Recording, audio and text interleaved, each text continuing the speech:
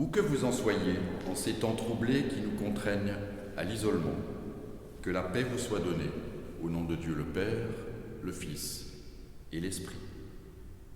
Jusqu'à jeudi soir, nous marcherons au rythme des pas de 4 femmes qui ont connu Jésus le Christ. Ce soir, ce seront ceux de la Samaritaine. Regard décalé, mis en scène, il est temps que ces femmes sortent de l'ombre, parce qu'elles ont été les témoins de ce chemin. Nous marcherons au rythme de mes mots, mais aussi au rythme des notes que Diego Innocenzi fera danser pour nous. Il m'a rencontré un jour au bord d'un puits. C'était l'heure où personne n'y venait, à part moi, à part la pestiférée et la putain. C'est là qu'il a redonné sa dignité en lui disant « Va et ne pêche plus ». Je sais aujourd'hui qu'il lui restait un dernier bout de chemin à parcourir. Et moi, j'aurais aimé l'accompagner. Marcher à ses côtés, le soutenir, peut-être simplement lui tendre la main, juste pour ce dernier bout de chemin. Mais je sais aussi que je ne le pouvais. Ce chemin-là, il devait le parcourir seul, jusqu'au sommet de cette colline, là où la mort l'attendait. Je pressentais au plus profond de moi que sur ce chemin fuseraient des louanges, des acclamations et même peut-être des cris de joie. Puis il y aura des silences, de longs silences, qui conduiront à des trahisons, des dénonciations, des accusations, des reniements et même des disparitions. Sur ce chemin, ce dernier bout de chemin, il sera seul, comme il le fut durant 40 jours dans le désert, il y a 3 ans de cela, alors qu'il résistait aux tentations de trahison. Les quelques hommes qui l'accompagnent, ceux-là n'auront pas ce courage-là. Et moi qui suis la femme de tous, mais aussi de personne, moi je n'en ai pas le droit. Je dois rester à l'écart. Et pourtant je les sens faibles, quand bien même ils savent, pour avoir écouté, pour en avoir été les témoins. Mais il n'y a pas de miracle, ils sont demeurés hommes. Lui aussi, c'est un homme. Mais lui, il est également Dieu, c'est pour cela qu'il ouvre ce chemin seul, car il est le chemin, la vérité et la vie. Il est l'eau vive pour tous les êtres humains qui ne sont encore qu'humains, seulement humains, comme moi. Il est bon de te célébrer et de te chanter pour ton nom, Dieu très haut, de proclamer dès le matin ta fidélité et ta loyauté durant les nuits, sur le luth et sur la harpe, au son de la lyre. Car ton action me réjouit, Seigneur, et devant les œuvres de tes mains, je clame ma joie. Tes œuvres sont grandes et insondables sont tes desseins.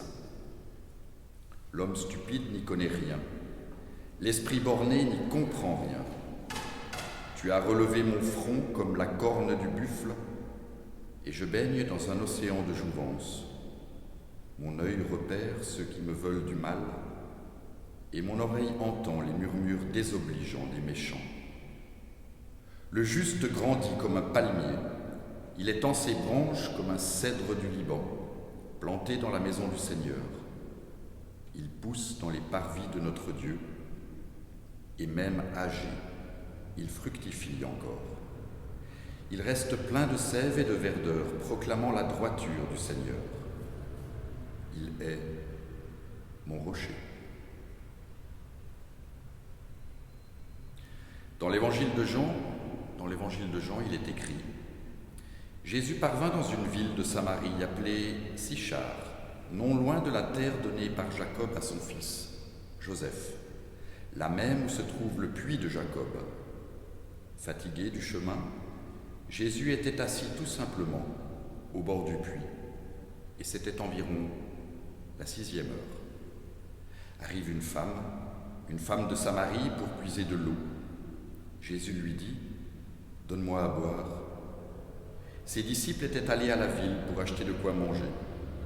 Étonnés, Cette femme, une Samaritaine, lui dit, « Comment, toi qui es juif, tu me demandes à boire, à moi, une femme, une Samaritaine ?»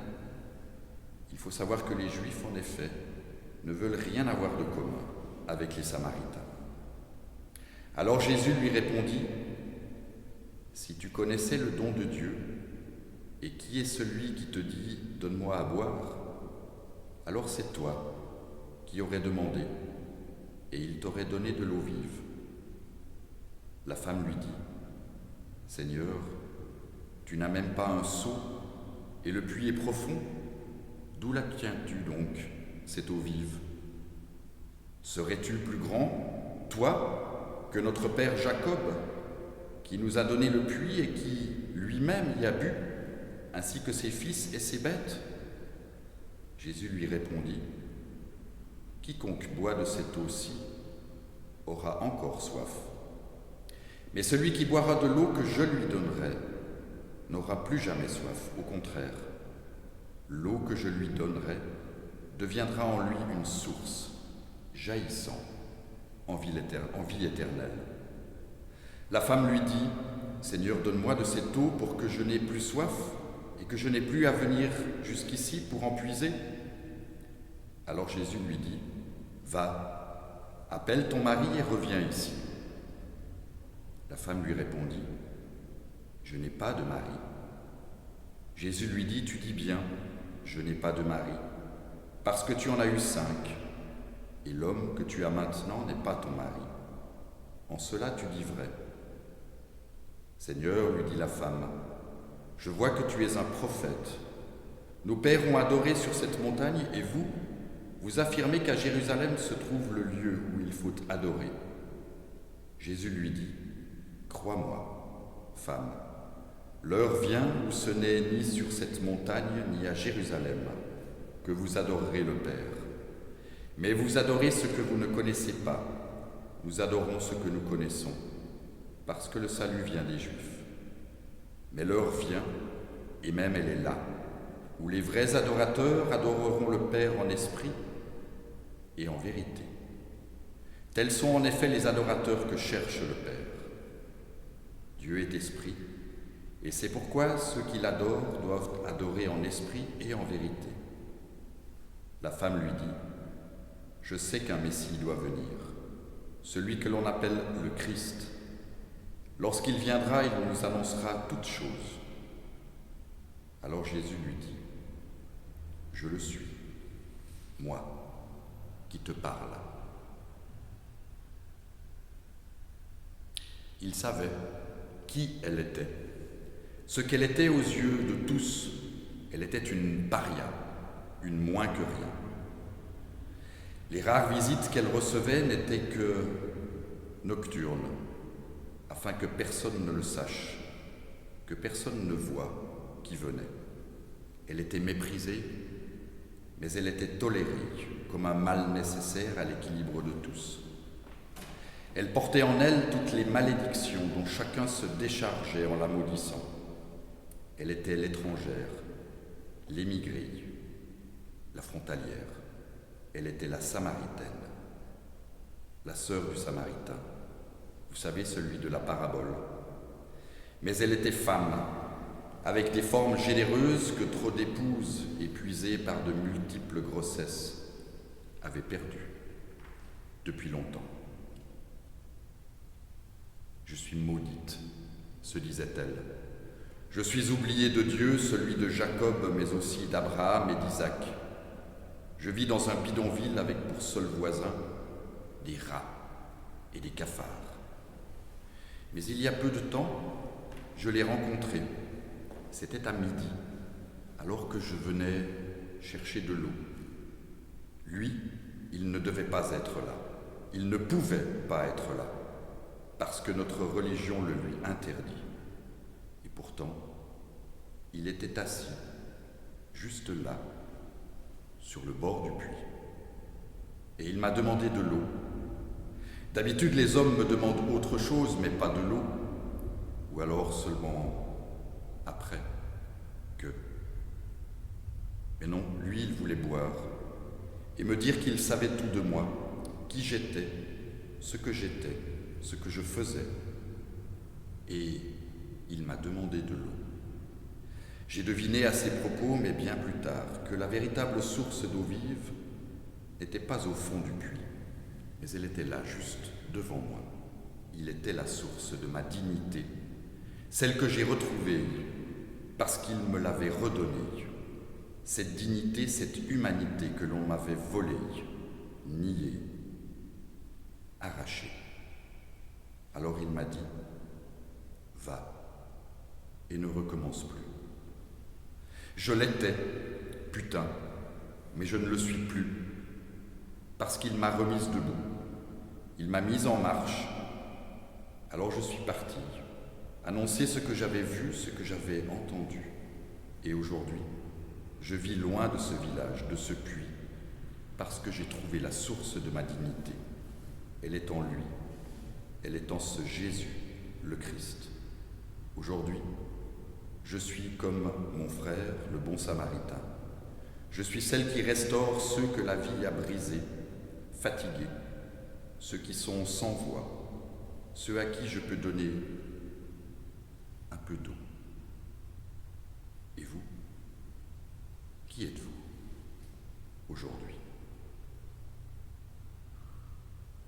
Prions.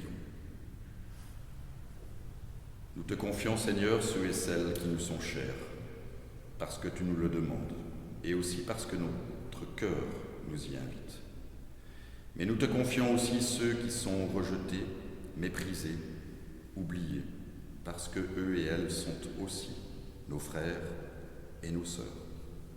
En ces temps troublés, même si nous sommes confinés chez nous, donne-nous de ne pas être loin de notre prochain, ne serait-ce qu'en pensée et en prière.